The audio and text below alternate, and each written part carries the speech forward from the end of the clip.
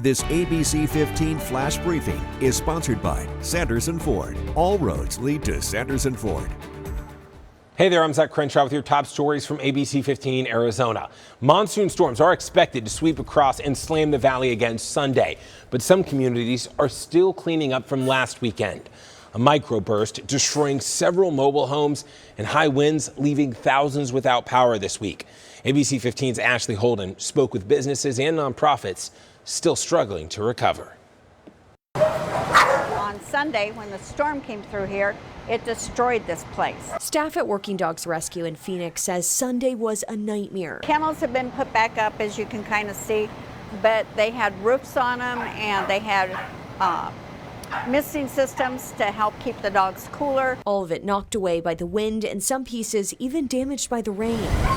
Each kennel had the Arctic air conditioners and they all got wet and it shorted out the charging system, so they're useless now. They're working to weatherproof their outdoor area, learning from what happened last weekend, but that won't happen overnight. It has taken since Monday morning to get to this point, and they probably still have 3 or 4 more weeks to go. We had our filing system on that wall. In the East Valley, the owners of Thompson Auto Repair and Towing tell me they were out of town when the storm hit.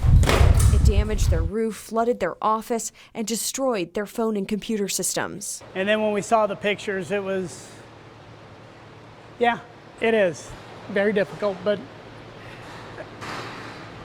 we're gonna build it back up.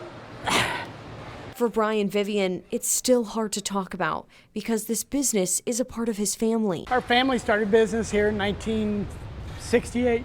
The owners tell me that they're really still in the cleanup process almost a week later, and you can see some of that taking place here right now. It will take about 8 to 10 weeks for them to be fully back up and running, and with more storms expected this week, they tell me they're just hoping for the best. The roofing company or the restoration company has already put plastic up on the roof.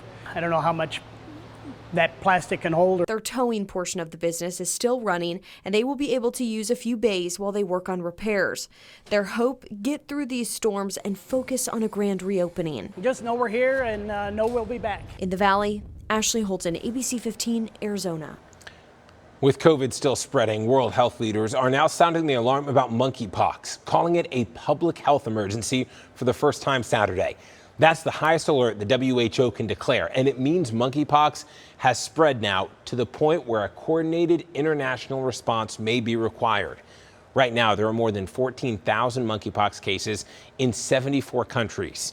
In Arizona, we've had 29 confirmed cases, 18 of those in Maricopa County and 12 more suspected here in the Valley. It's not something we hear often in our state, extra cash for the classrooms, but that is the reality for the state's largest district. Thanks to a big boost in funding, Mesa Public Schools will have more than a $500 million budget for the upcoming year. This boost is coming from the legislature and K-12 funding. The district's decision to invest in the classroom more is giving teachers a needed morale boost as they prepare for kids to return.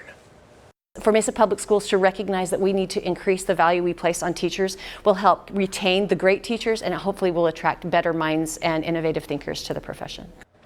Mesa has 64,000 students. Its average per pupil spending will be $4,775.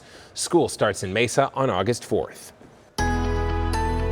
Tracking your most accurate forecast now, I'm meteorologist Jorge Torres. Get ready for potentially a soggy Sunday in parts of Arizona, including here in the Valley, as a flood watch takes effect tomorrow afternoon. In the morning, we'll be in the upper 80s here in the Phoenix Metro, warming up to 98 at noon and reaching a high of 105 degrees, with the chance for storms really ramping up tomorrow evening into the overnight hours. In fact, there is a flood watch that will take effect from the Valley into the south and even central part of the state, beginning at 1 o'clock in the afternoon through the early morning hours on Monday. Up to an inch of rainfall may fall in some spots across the Phoenix Metro, so that's why flooding is a big-time concern, not just here, but throughout much of the state, too. Futurecast at 1 o'clock in the afternoon on Sunday, showing you those storms ramping up, especially in the White Mountains and across southeast Arizona, and it races to the west, and we could see some active storm coverage after sunset, with more on the way during the overnight hours. So your 7-day forecast showing those temperatures dropping and those rain chances going up as high as 50% for Monday and Tuesday, and then those temperatures slowly warming up by the latter part of next week.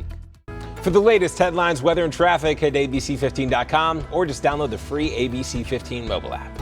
This ABC15 Flash Briefing is sponsored by Sanderson Ford. All roads lead to Sanderson Ford.